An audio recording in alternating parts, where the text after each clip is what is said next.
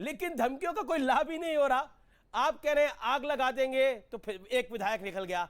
फिर आपने बोला देखिए वो जिंदा लाशें आएंगी, एक और विधायक निकल गया।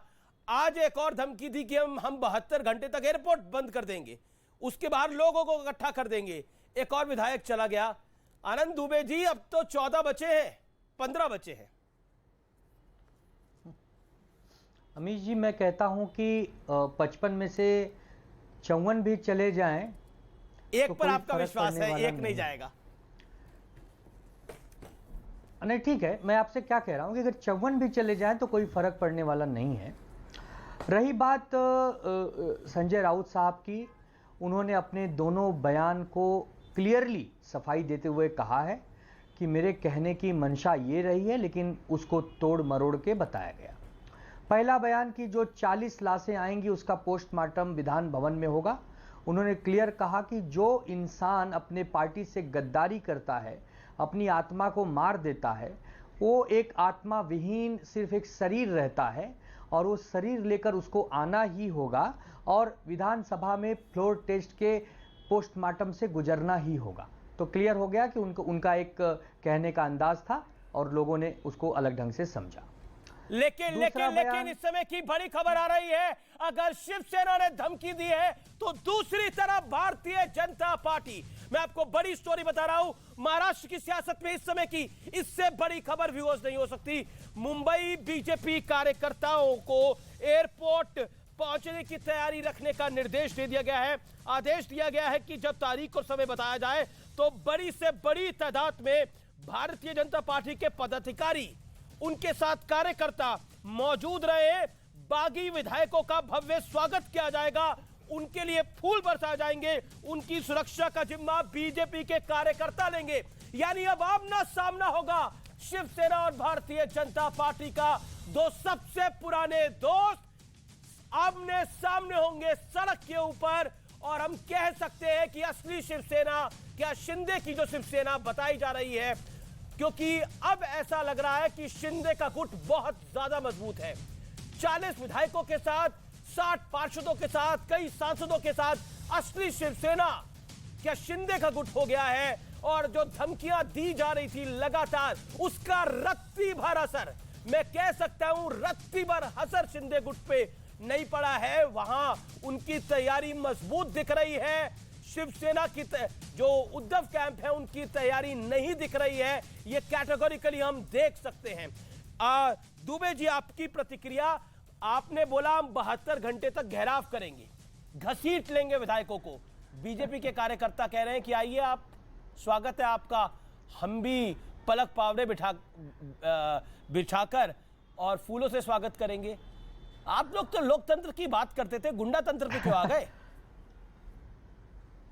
अमीश जी, अभी आप हमारे पार्टी के नेताओं के बयान को ऐसे बता रहे थे कि जैसे हम एयरपोर्ट घेर के वहां हिंसा करने वाले हैं, और अभी भारतीय जनता पार्टी के नेताओं के बयान को आप फूल सजाकर बता रहे हैं ये कि वो बीजेपी का फूलों की यही वर्षा है करने वाले हैं। आपके नेता की स्टेटमेंट मैं सुना रहा हूं, बीजेपी के हवाले से जो खबर आई है वो बता रहा हूं। अगर बीजेपी भी कहती कि हम घेराव करेंगे, हम बाहर नहीं किसी को निकलने देंगे, हम शिवसेना के कार्यकर्ताओं को मारेंगे पीटेंगे, हम बोलते हैं बीजेपी गुंडा तंत्र कर रही है। अमीश जी, बीजेपी एक बहुत ही साधु संतों की, महात्माओं की पार्टी है। इसके लिए बीजेपी पर मैं ज़्यादा नहीं कहूँगा, लेकिन जब आमना सामना होगा और जब हमें चुनौती दी जाएगी तो जरूर रण में हम उनका सामना करेंगे। फिलहाल मैं दूसरे पॉइंट पे आता हूं। संजय राउत साहब ने जो बाप बदलने की बात कही, नहीं, मेरे को पहले ये बताइए, गुलाब राव पाटिल, एक सेकंड आनंद दुबे जी, अभी थोड़ा जल्दी आगे बढ़ रहे हैं। आज आप ही हैं मेरे चीफ गेस्ट, आज आप ही मुख्य वक्ता है मेरी चैनल में, आप ही को भरपूर मौका दूंगा मैं।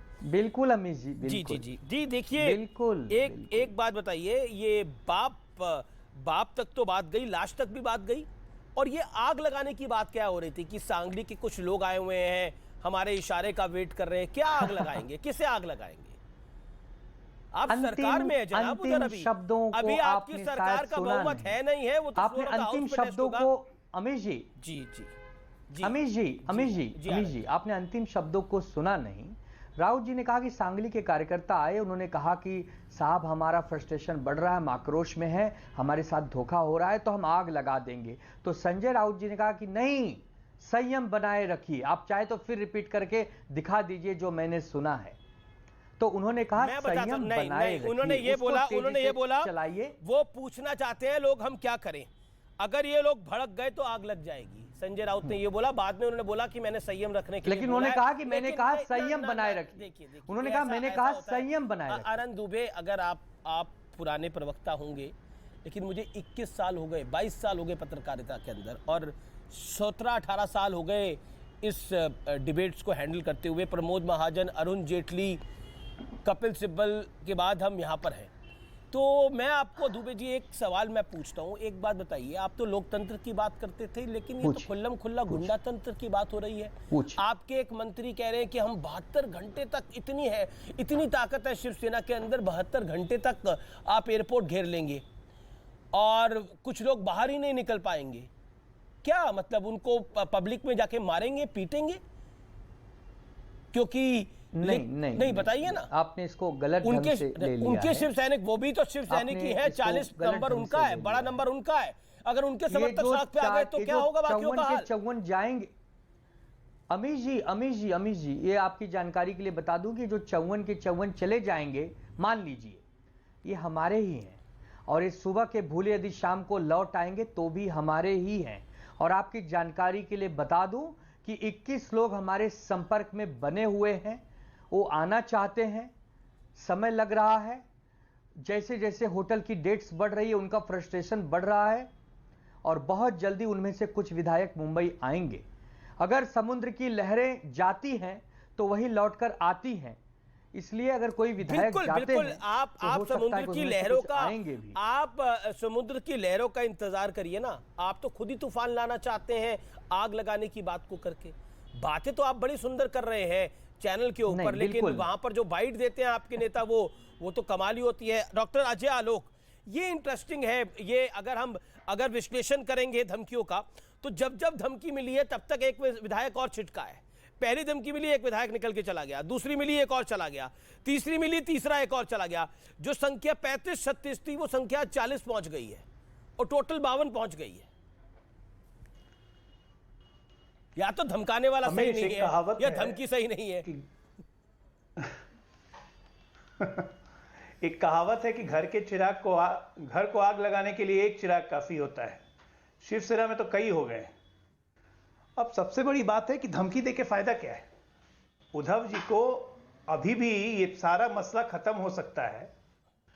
अभी भी शिंदे जी, एकनाथ शिंदे जी की जो पहली 2-3 दिन की बात थी उद्धव जी से, जो उन्होंने डिमांड रखी थी कि महाविकास अघाड़ी छोड़ दीजिए, बीजेपी के साथ युति बना लीजिए, कुछ नहीं होगा, तो अभी भी उस पर काम नहीं कर रहे। दूसरी बात, राजनीति में शुचिता का बहुत महत्व होता है और लोकतंत्र लोकलाज से चलता है।